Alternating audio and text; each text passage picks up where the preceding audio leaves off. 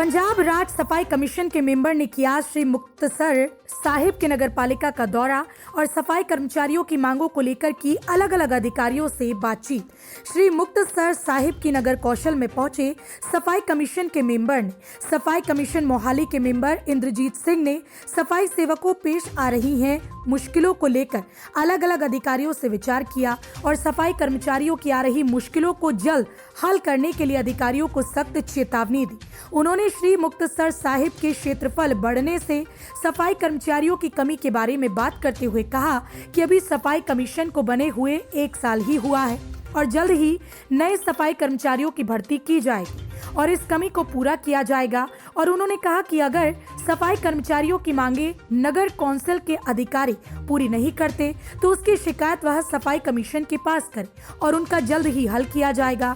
जब उनसे पूछा गया कि सफाई कर्मचारी बड़े बड़े अक्षरों के घर में काम कर रहे हैं तो उनके बारे में उन्होंने कहा कि सफाई कर्मचारी सिर्फ शहर की सफाई के लिए हैं, बल्कि किसी अफसर के घर में काम करने के लिए नहीं रखे गए। उन्होंने कहा कि जो सफाई कर्मचारी किसी अफसर के घर में काम कर रहे हैं उनको वापस बुलाया जाए। उन्होंने कहा कि ऐसे केस कर हमारे सामने आएंगे तो हम उसके खिलाफ सख्त कार्रवाई करेंगे। इंद्रजीत सिंह ने यह भी बताया कि कोई भी सफाई कर्मचारी अगर धरना प्रदर्शन करते हैं तो वह उनका अधिकार है, अपनी मांगों की पूर्ति करने के लिए ये सब कर सकते हैं। उन्होंने कहा कि यह बहुत बड़ी मन की बात है कि सफाई कर्मचारियों को अपनी मांगों को लेकर धरना प्रदर्शन करना पड़ रहा है। पत्रकारों से बातचीत करते हुए इंद्रजीत सिंह ने बताया कि हम सफाई कर्मचारियों की मुश्किलें सुनने के लिए यहां आए हैं, चाहे वह शहर में हो चाहे गांव में पंचायत के अंदर काम कर रही हों, कहीं उनका कोई शोषण तो नहीं हो रहा। इस बात के लिए हम आज मुक्तसर में अधिकारियों के साथ मीटिंग करने के लिए पहुंचे हैं और अधिकारियों को ये सख्त चेतावनी देकर जा रही हैं कि इनका शोषण न किया जाए। सफाई कर्मचारियों को सिर्फ सफाई के लिए ही, अधिकारियों के घर में काम करने के लिए नहीं। ਅੱਜ ਜਿਹੜੀ ਮੀਟਿੰਗ ਹੈ ਜੀ ਇਸ ਦਾ ਵਿਸ਼ਾ ਹੈ ਕਿ ਜਿਹੜੇ ਸਾਡੇ ਸਫਾਈ ਸੇਵਕ ਆ, ਚਾਹੇ ਉਹ ਕਿਸੇ ਵੀ ਮਹਿਕਮੇ ਚੋਂ, ਚਾਹੇ ਉਹ ਹਸਪੀਟਲ ਵਿੱਚ ਹੋਣ, ਚਾਹੇ ਉਹ ਪਿੰਡਾਂ ਦੀਆਂ ਜਿਹੜੀਆਂ ਪੰਚਾਇਤਾਂ ਉਹਨਾਂ ਵਿੱਚ ਹੋਣ, ਚਾਹੇ ਉਹ ਸਾਡੇ ਕਮੇਟੀਆਂ ਵਿੱਚ ਹੋਣ, ਉਹਨਾਂ ਦੇ ਜੋ ਸਮੱਸਿਆ ਵਾ ਉਹਨਾਂ ਦੇ ਬਾਰੇ ਅਸੀਂ ਗੱਲ ਕਰਨ ਆਏ ਹਾਂ ਜਾਂ ਉਹਨਾਂ ਨੂੰ ਕਿਤੇ ਕਿਸ ਤਰ੍ਹਾਂ ਸ਼ੋਸ਼ਣ ਤਾਂ ਨਹੀਂ ਹੋ ਰਿਹਾ ਉਸ ਦੇ ਸੰਬੰਧ ਵਿੱਚ ਅਸੀਂ ਮੀਟਿੰਗ ਲੈ ਰਹੇ ਹਾਂ। ਸਰ ਜਿਹੜਾ ਸ਼ਹਿਰ ਦੀ ਜਿਹੜੀ ਆਬਾਦੀ ਆ ਉਹ ਲਗਾਤਾਰ ਜਿਹੜੀ ਵੱਧ ਰਹੀ ਆ, ਪਰ ਜਿਹੜੇ ਸਫਾਈ ਕਰਮਚਾਰੀਆਂ ਦੀ ਭਰਤੀ ਨਹੀਂ ਕੀਤੀ ਜਾਂਦੀ।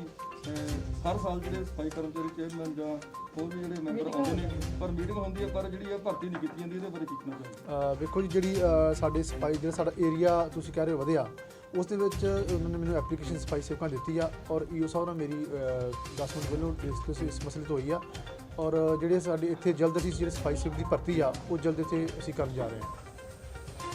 ਪੰਜਾਬ ਸਰਕਾਰ ਕੋਲ ਜਿਹੜਾ ਤੁਸੀਂ ਅੱਗੇ ਜਾ ਕੇ ਪ੍ਰਸਤਾਵ ਕਿਉਂ ਨਹੀਂ ਰੱਖਦੇ? ਕਿਉਂਕਿ ਹਰ ਸਾਲ ਜਿਹੜੀ ਮੀਟਿੰਗ ਹੁੰਦੀ ਹੈ ਪਰ ਅਜੇ ਤਾਂ ਸਾਨੂੰ 5-7 ਸਾਲ ਤੋਂ ਸਾਨੂੰ ਹੋ ਗਏ ਜੀ ਇਹੀ ਸਵਾਲ ਅਸੀਂ ਹਰ ਸਾਲ ਪੁੱਛਦੇ। ਦੇਖੋ ਜੀ, ਕਮਿਸ਼ਨ ਬਣੇ ਨੂੰ 1 ਸਾਲ ਹੋਇਆ ਔਰ ਜਿਹੜਾ ਕਮਿਸ਼ਨ ਸਾਲ ਬਣਨ ਨੂੰ ਹੋਇਆ ਮੈਨੂੰ ਤਕਰੀਬਨ ਲੱਗਦਾ ਕਿ ਪਿੱਛੇ ਵੀ ਇਹਨਾਂ ਨੇ ਥੋੜ੍ਹੇ ਬੰਦੇ ਰੱਖੇ ਆ ਔਰ ਤਕਰੀਬਨ ਜਿਹੜੀ ਗਾਂਹ ਭਰਤੀ ਆ ਉਹ ਦੁਬਾਰਾ ਫਿਰ ਕੀਤੀ ਜਾ ਰਹੀ ਹੈ। ਇਹਦੇ ਅੱਜ ਦੀ ਮੀਟਿੰਗ ਦਾ ਜਿਹੜਾ ਅਸੀਂ ਪ੍ਰੋਸੀਡਿੰਗ ਕਰਕੇ ਔਰ ਡੀ ਸਾਹਿਬ ਨੂੰ ਅਸੀਂ ਰਿਪੋਰਟ ਭੇਜਾਂਗੇ ਔਰ ਜਿਹੜੇ ਦੁਬਾਰਾ ਬੰਦੇ ਜਿਹੜੇ ਭਰਤੀ ਕੀਤੇ ਜਾਣਗੇ। ਤੁਹਾਡੇ ਵੱਲੋਂ ਸ਼ਹਿਰ ਦੀ ਜਿਹੜੀ ਸਫਾਈ ਦੀ ਗੱਲ ਕਰਦੇ ਹੋ, ਸ਼ਹਿਰ ਸਫਾਈ ਪੱਖੋਂ ਜਿਹੜਾ ਬਹੁਤ ਬੁਰਾ ਹਾਲ ਹੈ ਪਰ ਜਿਹੜੇ ਸਾਡੇ ਕੋਲ 80-85 ਜਿਹੜੇ ਹੈਗੇ ਸਫਾਈ ਕਰਮਚਾਰੀ ਹੈਗੇ ਉਹਨਾਂ ਵਿੱਚੋਂ ਵੀ ਕਈ ਜਿਹੜੇ ਸਫਾਈ ਕਰਮਚਾਰੀ ਅਫਸਰਾਂ ਦੇ ਘਰੇ ਕੰਮ ਕਰਦੇ। ਕੀ ਕਹਿਣਾ ਚਾਹੁੰਦੇ? ਵੇਖੋ ਜੀ, ਉਹ ਮੈਂ ਅੱਜ ਸਖਤ ਤੇ ਐਕਸ਼ਨ ਲਊਂਗਾ। ਜਿਹੜੇ ਸਾਡੇ ਸਫਾਈ ਸੇਵਕ ਆ ਉਹਨਾਂ ਨੂੰ ਬਤੌਰ ਸਫਾਈ ਸੇਵਕ ਜਿਹੜਾ ਉਹ ਸ਼ਹਿਰ ਦੀ ਸਫਾਈ ਵਾਸਤੇ ਆ, ਉਹ ਕਿ ਨਾ ਕਿ ਕਿਸੇ ਦੇ ਘਰ ਵਾਸਤੇ ਨਹੀਂ ਆ ਔਰ ਜੇ ਕੋਈ ਮੈਨੂੰ ਐਸਾ ਕੇਸ ਪਾਇਆ ਜਾਂਦਾ ਤਾਂ ਮੈਂ ਸਖਤੀ ਨਾਲ ਇਸ 'ਤੇ ਸਖਤੀ ਕਰਾਂਗਾ। ਇੱਕ ਸਰ ਜਲਾਲਾਬਾਦ ਕਿਸੇ ਸਫਾਈ ਕਰਮਚਾਰੀ ਦੀ ਉਹ ਜੀ ਮੈਨੂੰ ਹੁਣੇ ਪਤਾ ਲੱਗਾ ਹੈ, ਬਹੁਤ ਮਾੜੀ ਘਟਨਾ ਹੋਈ ਹੈ। ਜਿਹੜਾ ਸਾਡਾ ਇੱਕ ਸਫਾਈ ਸੇਵਕ ਜਿਹੜਾ ਸਾਡਾ ਸਿਪਾਹੀ ਹੈ ਉਹਦੀ ਡੈਥ ਹੋਈ ਆ। ਮੈਨੂੰ ਹੁਣੇ ਪਤਾ ਲੱਗਾ ਹੈ ਸਾਡੇ ਸਫਾਈ ਸੇਵਕਾਂ ਤੋਂ ਕੋਈ ਡੈਥ ਹੋਈ ਆ। ਸੋ ਮੈਂ ਉੱਥੇ ਵੀ ਇਸ ਮੀਟਿੰਗ ਦੇ ਬਾਅਦ ਜਿਹੜਾ ਉਹ ਨੋਟਸ ਲੈ ਕੇ ਉੱਥੋਂ ਜਾ ਕੇ ਪਤਾ ਕਰੂੰਗਾ ਕਿ ਉਸਦੀ ਜਿਹੜੀ ਮੌਤ ਉਹ ਕਿਸ ਤਰ੍ਹਾਂ ਹੋਈ ਆ। ਅਗਰ ਉਹ ਸਾਡੇ ਸਫਾਈ ਸੇਵਕ ਦੀ ਮੌਤ ਜਿਹੜੀ ਆ ਉਹ ਸਫਾਈ ਕਰਦਿਆਂ ਹੋਈ ਆ ਔਰ ਜੋ ਸਰਕਾਰ ਦੀਆਂ ਰੂਲ ਮੁਤਾਬਕ ਪਰਿਵਾਰ ਨੂੰ ਨੌਕਰੀ ਔਰ ਜੋ ਉਸਦਾ ਬੀਮਾ ਹੋਇਆਗਾ 10 ਲੱਖ ਦਾ ਜਾਂ 15 ਲੱਖ ਦਾ ਉਸ ਨੂੰ ਦਿੱਤਾ ਜਾਊਗਾ। ਜੋ ਸਫਾਈ ਕਰਮਚਾਰੀ ਜਿਹੜੇ ਸਫਾਈ ਕਰਦੇ ਸਮੇਂ ਅਸੀਂ ਦੇਖਦੇ ਸ਼ਹਿਰ ਦੇ ਵਿੱਚ ਉਹਨਾਂ ਨੂੰ ਜਿਹੜੀਆਂ ਬਣਦੀਆਂ ਸਹੂਲਤਾਂ ਨਹੀਂ ਦਿੱਤੀਆਂ ਜਾ ਰਹੀਆਂ ਜਾਂ ਉਹਨਾਂ ਕੋਲ ਕਿੰਨੇ ਮਤਲਬ ਝਾੜੂ ਵੀ ਜਿਹੜੇ ਆਪਦੇ ਹੁੰਦੇ। ਸਭ ਤੋਂ ਪਹਿਲਾਂ ਤਾਂ ਮੈਂ ਗੱਲ ਕਰਾਂਗਾ ਕਿ ਜਿਹੜੇ ਸਾਡੇ ਸਫਾਈ ਸੇਵਕ ਆ ਉਹਨਾਂ ਨੂੰ ਪ੍ਰੋਪਰਲੀ ਮੈਂ ਇਹ ਤੁਹਾਡੇ ਮਾਧਿਅਮ ਨੂੰ ਜਾਣਕਾਰੀ ਦੇਣਾ ਚਾਹੁੰਦਾ ਵਾਂ ਕਿ ਉਹਨਾਂ ਨੂੰ ਸਭ ਤੋਂ ਪਹਿਲਾਂ ਤਾਂ ਕਮਿਸ਼ਨ ਨੂੰ ਆਪਣੀ ਕੰਪਲੇਂਟ ਕਰਨ। ਅਗਰ ਐਸੀ ਕੋਈ ਸਮੱਸਿਆ ਆਉਂਦੀ ਆ ਤਾਂ ਸਫਾਈ ਕਰਮਚਾਰੀ ਕਮਿਸ਼ਨ ਜਿਹੜਾ ਹੈ ਉਹਨੂੰ ਆਪਣੀ ਕੰਪਲੇਂਟ ਕਰਨ ਔਰ ਉਸ ਤੋਂ ਬਾਅਦ ਆਪਣੇ ਈਓ ਸਾਹਿਬ ਸ਼ਹਿਰ ਵਿੱਚ ਬੈਠੇ ਆ ਉਹਨਾਂ ਨੂੰ ਜੇ ਕੋਈ ਐਸੀ ਸਮੱਸਿਆ ਝਾੜੂ ਦੀ ਆ ਜਾਂ ਕੋਈ ਵਰਦੀ ਦੀ ਆ ਜਾਂ ਕੋਈ ਹੋਰ ਸਮੱਸਿਆ ਵਾ ਤੇ ਉਹਨਾਂ ਨੂੰ ਕੰਪਲੇਂਟ ਕਰ, ਅਗਰ ਉਹ ਨਹੀਂ ਸੁਣਦੇ ਤਾਂ ਕਮਿਸ਼ਨ ਨੂੰ ਕੰਪਲੇਂਟ ਕਰ, ਬਕਾਇਦਾ ਸਰਕਾਰ ਵੱਲੋਂ ਜੋ ਸਹੂਲਤਾਂ ਬਣਦੀਆਂ ਉਹਨਾਂ ਨੂੰ ਦਿੱਤੀਆਂ ਜਾ ਰਹੀਆਂ।